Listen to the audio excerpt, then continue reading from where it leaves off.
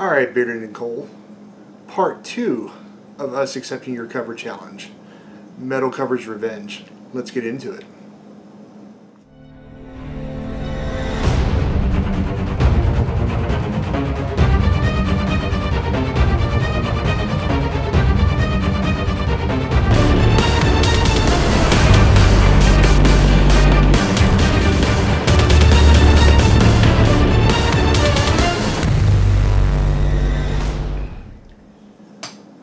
What's going on, everybody? Welcome back to another awesome video.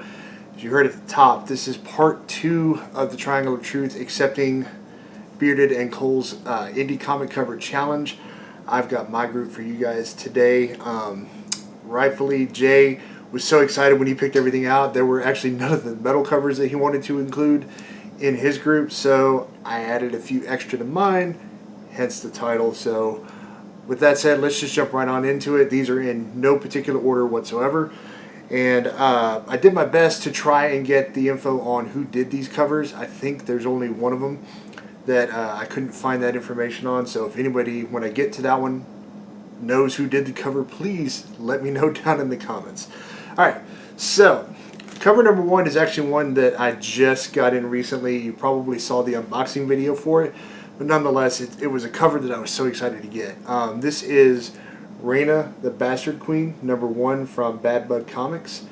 And I totally forgot to mention in the unboxing video that the cover was done by Sean Hill and DC Alonso.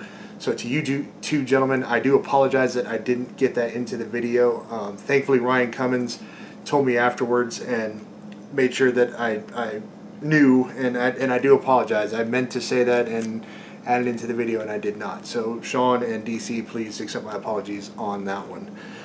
But yeah, this is one of those where as soon as I saw it, I knew I had to have it, just because Spawn covers are cool, but I'm also, green is my favorite color, so having the green accents was something really cool.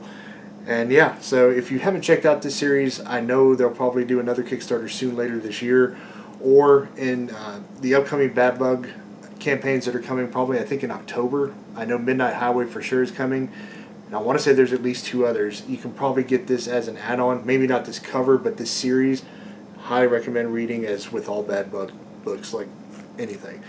Alright, so I gotta figure out where these are gonna go. They're just gonna go over here to my, that way.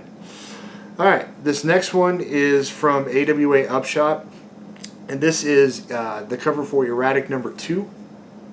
I think this is just the main cover, done by the series writer Cara Andrews. If I've mispronounced that, please let me know. I really want to make sure I get these names right. But I will say that not only is this cover awesome, this series as a whole, if you've not checked this out, I highly recommend it. The art throughout the series is every bit as good as the cover, and that was one of the main selling points when I got to skim through the first issue.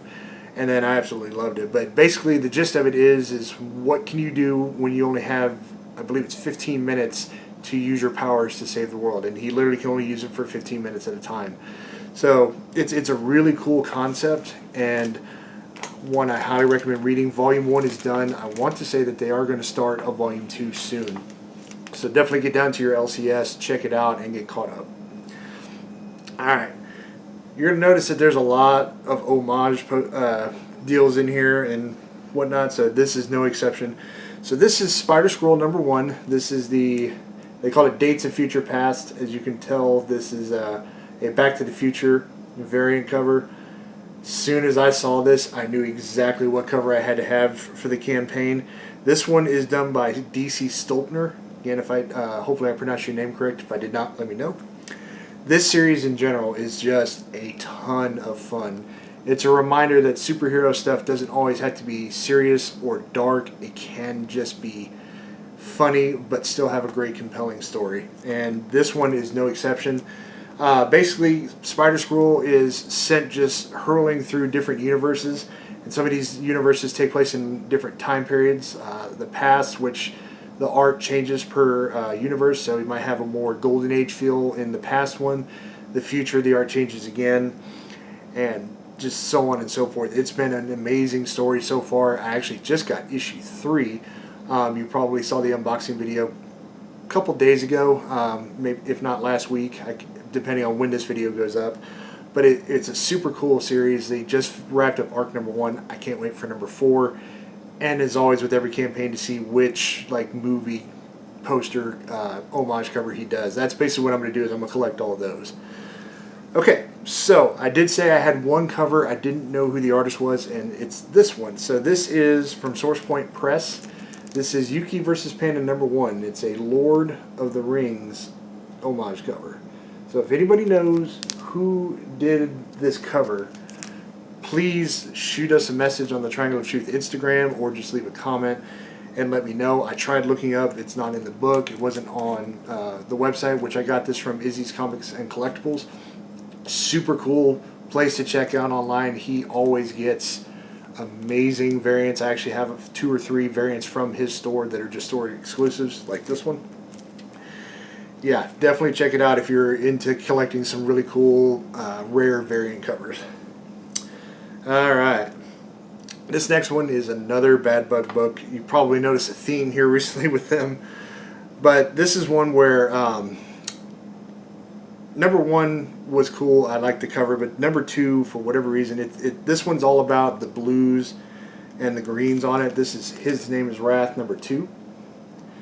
I believe the cover on this one, this is the main cover, is done by Dave Mims and Jason Smith. So, and like I said, this one's all about the colors and the world building. This is pretty much, this is what the book looks like. I can tell you that the interior art is pretty much just like this, which is something that I enjoy. I really don't like it sometimes when I get a variant cover that is so completely different from what the book is. Well, actually, I take it back. A variant cover I can understand, but when you get like the main cover, like this is, and it's so different from what's on the interior, sometimes that bugs me. It throws me off, and you know, because you get an expectation, and then you get in there, and you're like, sometimes you don't always enjoy it as much, and you feel like you would have enjoyed it if it was what you saw on the cover. So, sorry, small rant. No time for that here. All right, so this next one is a cover from the Antoinette series. It's a variant by Ashley Witter. I believe it's cover N. And I got this, I believe, from a live sale on The Experience, which you should totally check out their YouTube channel and Facebook page. They have programming, I want to say 6 days a week, and live sales on about 6 of those. Actually, I take it back. They have programming 7 days a week, and they have live sales just about every day. And that's where I got this from. They have stuff like this all the time between the various comic shops. So you definitely have an opportunity to score some really amazing stuff. And actually, the next cover I'm about to show after this, I got from the same show as this one. I was just on fire that night. But yeah, this is an amazing kind of Headless Horseman, but done in a different way. Obviously, in the theme of Antoinette. I love this. And not to mention, the series itself is actually really good, so definitely check that out if that's more your thing. Okay. This next one, I couldn't believe that there was a variant cover for this when I saw it. But this is probably one of Scout Comics' biggest series that they've ever done. It's from Stabity Bunny. This is Stabity Bunny Ever After Wonderland. I believe they call it Wonderland because of the variant. But this is their Cheshire Cat Virgin cover variant. And again, same show I got that Headless Horseman Antoinette cover from. This one is so cool.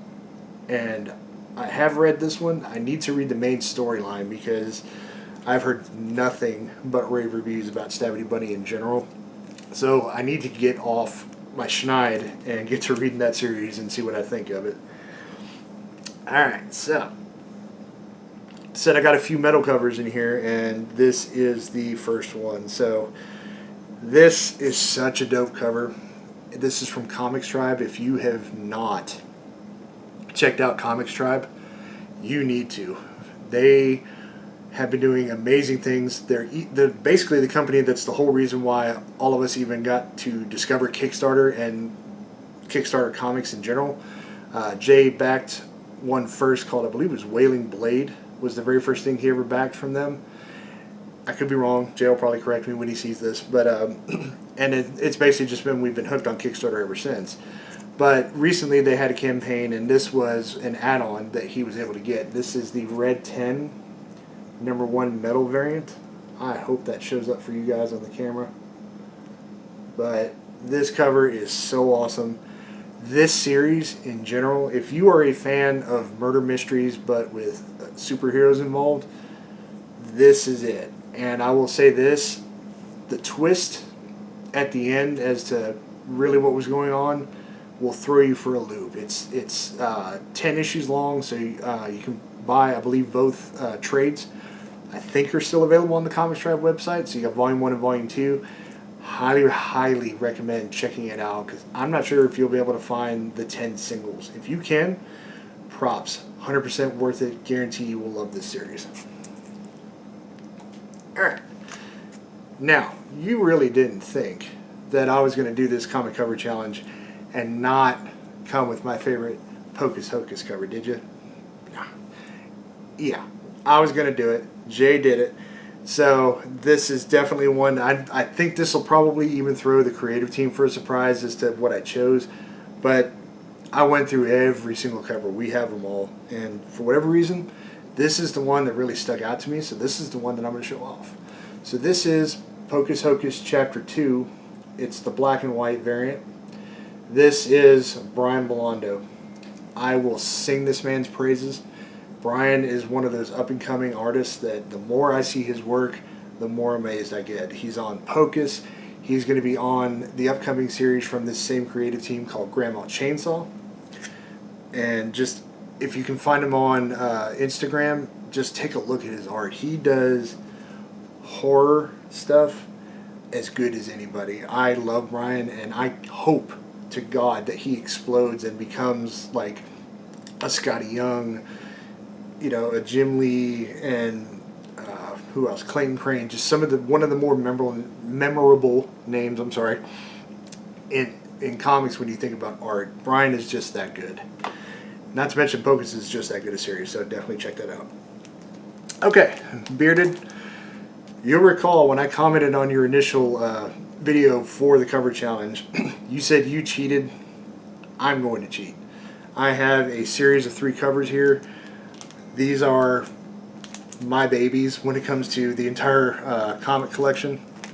So these are a set of metal variants that we got from backing Garrett Gunn's Patreon. You probably saw the unboxing video for this. I believe it was around last Christmas. And I still can't get enough of these. And thankfully, we were able to get all of these signed by Garrett and Dr. Christie. So I'm going to show them off. It's from Volume 1, it's issues 1 through 3. The Nick Bradshaw covers. And yeah, so just going to let y'all enjoy these. Check them out. Back it up so you can see the whole thing.